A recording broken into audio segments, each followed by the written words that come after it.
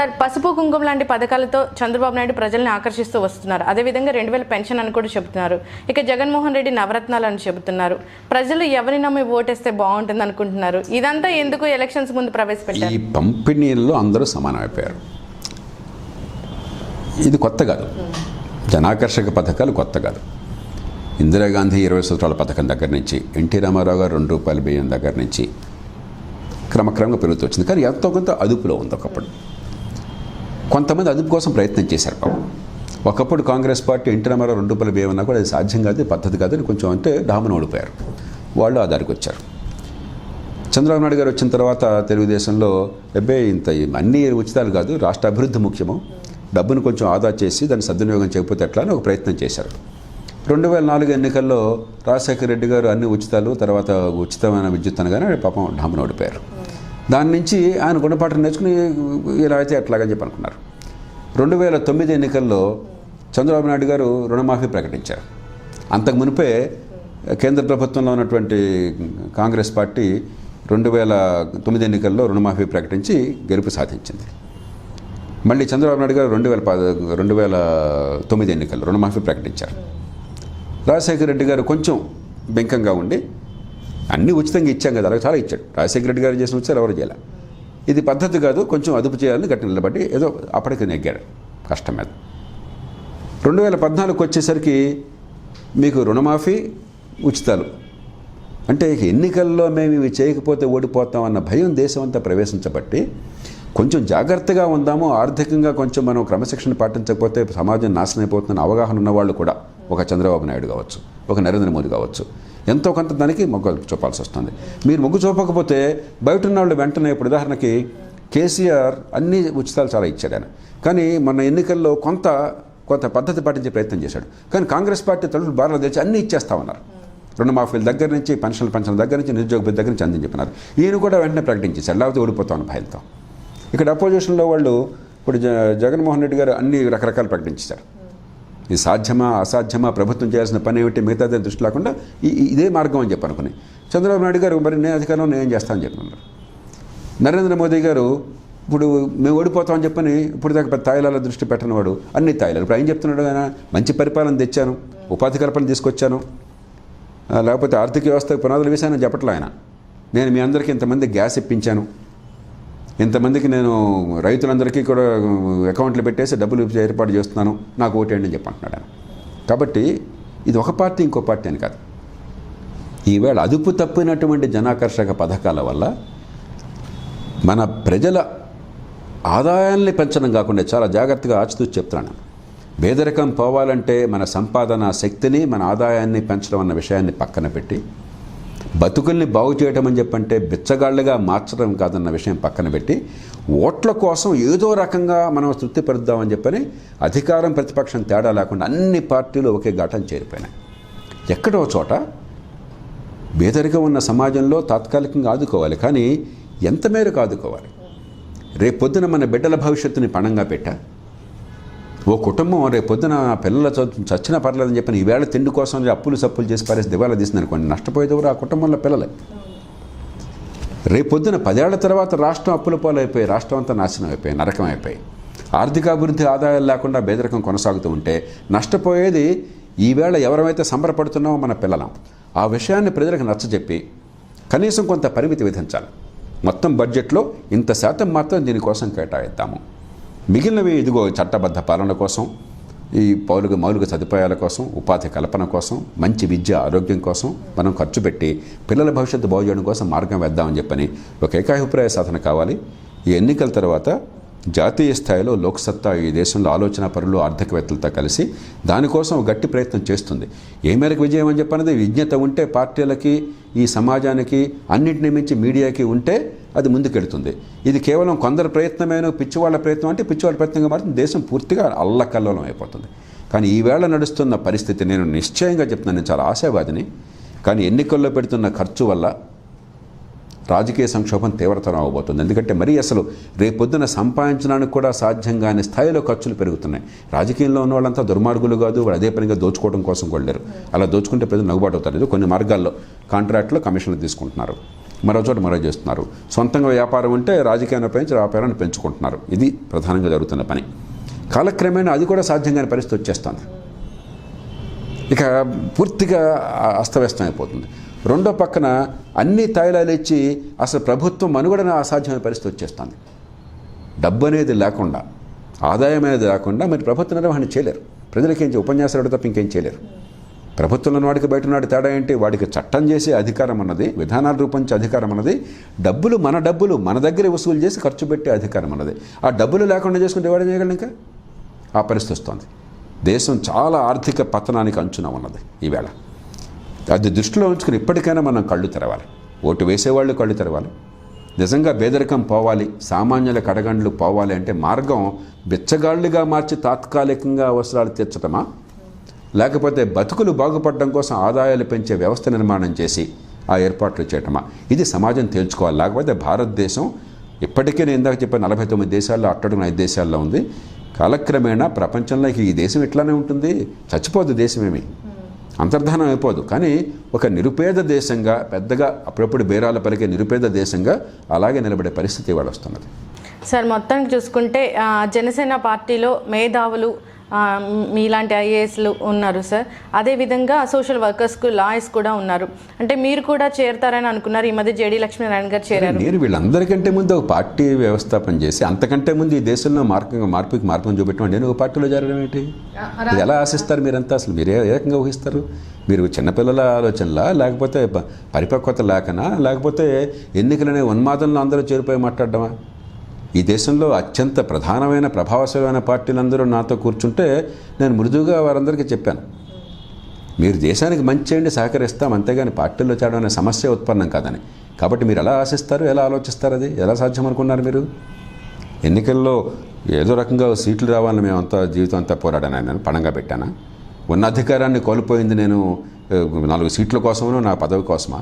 లేకపోతే ఈ దేశంలో మార్పు కోసం జీవితం మొత్తాన్ని పెట్టానా? ఇన్నేళ్లుగా మేమంతా చేసిన పోరాటం, వేలాది మంది, 10,000 మంది, లక్షల మంది దేశంలో చేసిన పోరాటం ఏమిటి? భారతదేశంలో మార్పుల కోసమా? ఏనాడన్నా నేను చేసే ఆలోచన, చెప్పే మాట, చేసే చేత, వీటి తంత్రం మీరు ఎప్పుడన్నా చూసారా? కాబట్టి మనంతా ఉన్మాదంలో ఉన్నాం ఈ దేశంలో. ఎన్నికలు రాగానే అదొక ఉత్సాహం, ఆ సరదా, ఎందుకో ఏంటో తెలియదు, ఒక పిచ్చిలో ఉన్నాం. లోక్సత్తా కానీ జయప్రకాష్ నారాయణ కానీ ఎప్పుడు కూడా ఉన్మాదంలో భాగంగా, దేశంలో పరిష్కారంలో భాగం కావాలి, సమస్యలో భాగం కారాదు. ఇప్పుడు ఈ ఎలక్షన్స్లో మీరు నిలబడబోతున్నారా? నేను ఎప్పుడు ప్రకటించానమ్మా బహిరంగంగా, ఎన్నికల్లో మేము పాలు పంచుకోమని చెప్పని. ఈ ఎన్నికలైన తర్వాత స్థానిక ప్రభుత్వాల్లో ఖచ్చితంగా, ముఖ్యంగా పట్టణ ప్రాంతాల్లో ప్రభావాన్ని చూపెట్టాలి, అధికార వికేంద్రీకరణ కోసం గట్టి పోరాటం చేయాలి, బలమైన ఫెడరల్ వ్యవస్థ కోసం దాడులు చేయాలి. ఈ ఎన్నికల్లో మరి ఈ తాయిలాల ఖర్చులో దేశమంతా అల్లకల్లోనే అవుతున్న సమయంలో దానికి ఒక క్రమశిక్షణ, ఆర్థిక క్రమశిక్షణ దేశంలో తీసుకురావాలి. సార్, మనకి ఏ పదవి లేకుండా ప్రజా సమస్యల్ని తీర్చడం సాధ్యమేనా? అమ్మ, ఒకటి పదవులుండి వీళ్ళు తీరుస్తున్నారా? మీరే చెప్పండి నాకు.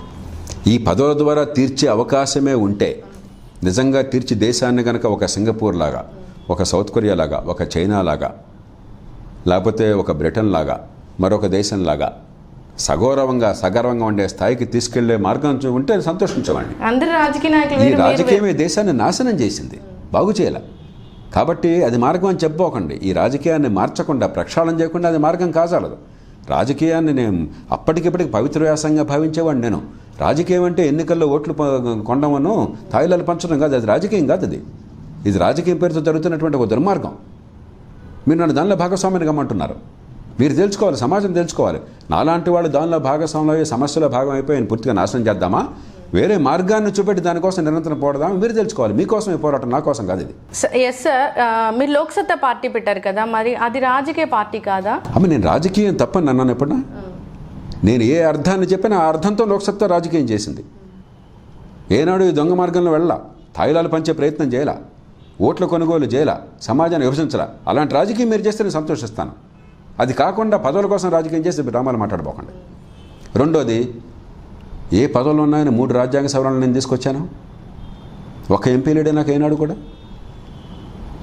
భారతదేశంలో ఇంకొకటి మాట చెప్పానండి, దానిలో 2 రాజ్యాంగ సవరణలు పూర్తిగా నా ప్రమేయం వల్ల వచ్చినాయి. 97, 99 రాజ్యాంగ సవరణల అంకెలు కూడా చెప్తున్నాను మీకు. ఏ పదవులు ఉన్నాయని 8, 9 పెద్ద చట్టాల మార్పులు తీసుకొచ్చాను దేశంలో నేను. ఏ పదవులోనైనా 2G స్పెక్ట్రమ్ లైసెన్సులు క్యాన్సిల్ చేయించాను. ఏ పదవులోనని చెప్పిన మరి వరి ఎగుమతి, బియ్యం ఎగుమతి నిషేధాన్ని తొలగించడానికి కోసం పోరాడి విజయం సాధించాను. ఏ పదవులు ఉన్నాయని చెప్పని నేను ఈ దేశంలో వ్యవసాయ రంగంలో కానీ ఇతర రంగంలో మౌలిక మార్పులకు నాంది పలికాను. కాబట్టి పదవులు ఖచ్చితంగా అవసరం. ఎందుకంటే అధికారం వాళ్ళ చేతుల్లో పెట్టాం, మార్పు తేవాలని. వాడు మనకే మెహర్బానీ చేయడంలా, అందుకోసం పెట్టావాడిని. అది చేస్తామని కూర్చున్నాడు, వాడు చేయటంలా. అక్కడ చేసేవాడు వచ్చే పరిస్థితి ఉంటే, నిజాయితీ అనే పద్ధతుల్లో ధర్మం ప్రకారం వచ్చే పరిస్థితులు ఉన్నట్టయితే ఖచ్చితంగా అక్కడ పదవుల్లో కూర్చోవాలి సమర్థులు. కానీ కోరుకోవాల్సింది ఆ సమర్థులు కాదు, దేశాన్ని ప్రేమించేవాడు కాదు, సమాజం కోరుకోవాలి. పదవుల్లో కూర్చున్నవాడు తన కోసం కూర్చున్నవాడు ఎప్పుడు దేశానికి పనికిరాడు. మంది కోసం కూర్చున్నవాడిని మంది పోషించుకోవాలి, వాడు కాదు కోరుకోవాల్సింది. నా వల్ల దేశానికి మంచి జరుగుతుంటే నేను కాదు కోరవలసింది, సమాజం కోరుకోవాలి. నాకు అవసరం లేదు, సమాజానికి అవసరం లేదు. సమాజం కోసం ప్రాణం ఇవ్వడానికి సిద్ధపడి జీవితం అంతా చేశాం మేము. అంతకంటే నా నుంచి మీరే ఆశించే హక్కు మీకు లేదు. నన్ను ఉపయోగించుకోవాలంటే మీరు నిర్ణయించుకోండి, ఉపయోగించుకోవాలి లేదో. నేను దేబిస్తున్నాను, మీ దగ్గరకు వచ్చి. నేను కన్న తల్లిని అన్నం కోసం అడిగిన వాడిని కాదు జీవితంలో ఎప్పుడు కూడా. నేను దాబిరించేదేంటి? నా వల్ల మంచి జరుగుతుందంటే మీరు ఉపయోగించుకోండి. కాబట్టి సమాజంలో సమర్థులు, నిజాయితీ పరులు ఉన్నారు. వాళ్ళ పార్టీల్లో ఉన్నారు, పార్టీల బయట కోకోలలుగా ఉన్నారు. వాళ్ళు ఉపయోగించుకుంటే సత్తా మీకుందా? దేశం బాగుపడాలనే కోరిక మీకుందా? అంతేగాని వాళ్ళందరినీ కూడా దిగజార్చి, పనికిమాలిన వాళ్ళుగా మార్చి, అర్థించే వాళ్ళుగా చేసి, డబ్బులు ఖర్చు పెట్టమని చెప్పి, వాళ్ళ కులాలు వర్గాలు ఆపాదించి, వాళ్ళకున్న పరువు ప్రతిష్ట నాశనం చేసి పదవులకు పెడితే వాళ్ళకి ఉపయోగం లేదు. వాళ్ళ వల్ల ఏం జరగదు మంచి. ప్రజా సమస్యలు తీరాలంటే పదవుల్లోనే ఉండాలనేది ఎప్పటి నుంచి వస్తున్న ఆచారం. ఇప్పటిదాకా చెప్పాను కదమ్మా. ఈ సమస్యలన్నీ పరిష్కారం అయితే ఈ పదవుల వల్ల దేశం ఎందుకు ఎంత అధ్వానంగా ఉంది నాకు చెప్పండి ఒకసారి. ఈ ఎన్నికల్లో ఎవరు గెలిచినా కూడా ఏ రకంగా అద్భుతాలు జరుగుతాయి నాకు చెప్పండి, నాకంటే చెప్పండి. ఏ అద్భుతాలు చేస్తామని నరేంద్ర మోదీ గారు చెప్తున్నారో, ఈ రాష్ట్రాల్లో ముఖ్యమంత్రులు, ప్రతిపక్ష నాయకులు చెప్తున్నారు, నాకు ఒకసారి చెప్పండి. కనీసం మాట ఏమైనా చెప్తున్నారని చెప్పండి. ఫలానా పని చేస్తాము, ఇప్పటిదాకా ఈ తప్పు జరిగింది, దాన్ని మార్చి ఇలా చేస్తామని చెప్తున్నాడా? మోదీ గారు ఇండియా పాకిస్తాన్ అంటున్నాడు. ఏదో పాకిస్తాన్ మనకు సమస్య ఇవాళ. రాష్ట్రాల్లోనేమో ఏదో కులాలు మతాలు రెచ్చగొడుతున్నారు, డబ్బులు ఇస్తున్నారు. దీనివల్ల దేశం మారుతుందా? వాడు చెప్పానండి, ఫలానా పని ఇదిగో ఈ రకంగా చేస్తాం, ఇక్కడ తప్పు జరిగింది, అందుకనే దేశం ఇంకా అధ్వానం అట్టడుగు స్థానాల్లో ఉంది. ఇలా ఉండాల్సిన అవసరం లేదు, మనకు గతి లేదు, మనకు గొప్పతనం ఉంది, మనకు శౌర్యం ఉంది, మనం పెరుగుదాం, దానికి ఈ మార్గం, అందుకోసం ఓటు అడుగుతున్నాను చెప్పానండి వెళ్ళి. నేను వెంటనే వెళ్ళి జెండా ఎత్తాను వాడది. నాకు పదవి కావాలి, నేను పదవి లేకపోతే చచ్చిపోతాను అనేవాడితో నాకు అక్కర్లేదు. నమస్కారం. అది మోదీ కావచ్చు, మరొకళ్ళు కావచ్చు. మీ వ్యూహం కరెక్ట్గా ఉంది సార్. ఇన్ ద సెన్స్ మీ ఆలోచన చాలా ట్రాన్స్పరెంట్గా ఉంది. ఈ ఆలోచన ప్రజల్లోకి వెళ్ళాలని కోరుకుందాం సార్. సార్, ఒక డేటా చోరీ అనే విషయంపై మీ కామెంట్ తెలియజేయండి సార్. నాకు వాస్తవాలు తెలియదు. పత్రికల్లో ఊరికి ఒక అవకలు చావుకులు వస్తున్నాయి. ఈ మధ్యకాలంలో పత్రికల్లో ఏమొస్తున్నాయో దేవుడి కనుక. కాబట్టి అగైన్ వాస్తవాలు తెలియని చోట అనవసరంగా వ్యాఖ్యానించడం నాకు అలవాటు లేదు. మీ నెక్స్ట్ స్టెప్ ఏంటి సార్? నేను ఇంతకుముందు చెప్పాను కదా, ఆంధ్రప్రదేశ్ వరకు, ఆంధ్రప్రదేశ్లో న్యాయం జరగాలంటే రంగం సిద్ధం చేశాను. అందరూ అవాకులు చవాకులు మాట్లాడడము, డ్రామాలు చేయడమే కానీ ఒక న్యాయస్థానాల్లో నిలబడేటువంటిది రాజకీయంగా బలమైన వాదన, అన్ని రాష్ట్రాలు అంగీకరించే వాదన ఇంతవరకు చేయాలి. ఈ వాదన ఇదిగో మీ దగ్గర ఉంది, చాలా ప్రామాణికమైన తయారు చేసి దీన్ని అమలు జరగాలి. 2, ఈ దేశంలో ఒక బలమైన ఫెడరల్ వ్యవస్థకి పునాదులు పడాలి. అధికార కేంద్రీకరణ 130 కోట్ల మంది దేశానికి, ఇన్ని కులాలు, మతాలు, ప్రాంతాలు, ఇంత వైవిధ్యం ఉన్న దేశానికి పెనుశాపం. దేశ ఐక్యతను కాపాడి, దేశ ఐక్యత కోసం ప్రాణం పెట్టే మనిషిని నేను.